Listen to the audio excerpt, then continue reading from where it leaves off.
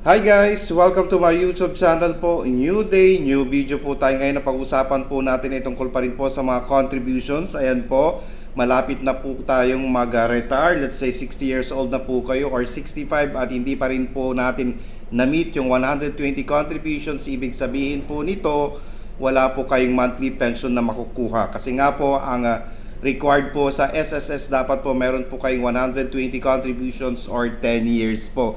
Ngayon, dahil 65 nyo na po at kulang pa rin po or 60 years old na po kayo at ayaw nyo na pong maghulog dahil wala na pong budget, ngayon pwede naman po nating makuha ang ating mga binayad na mga SSS contributions ng ilang taon or ilang months po. Okay? Paano po ang gagawin po natin?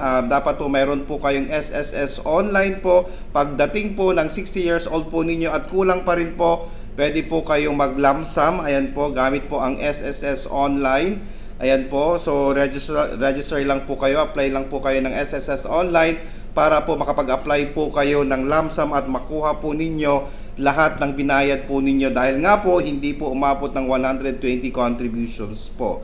Okay? Kasi nga po ang qualification para po magkaroon ng monthly pension ay dapat pong 120 contributions. Kung hindi na po kaya or something hindi na po aabot doon, pwede po kayong mag-file ng lump sum sa SSS gamit po ang inyong SSS online.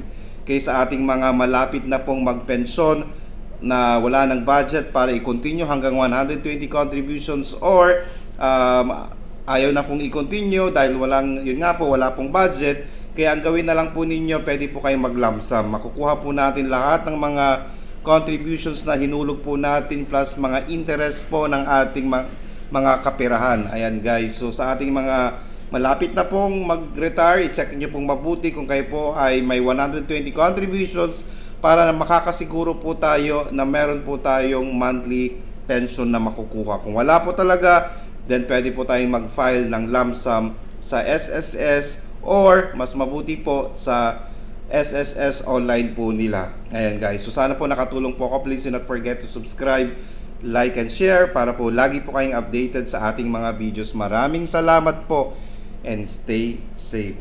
Bye-bye!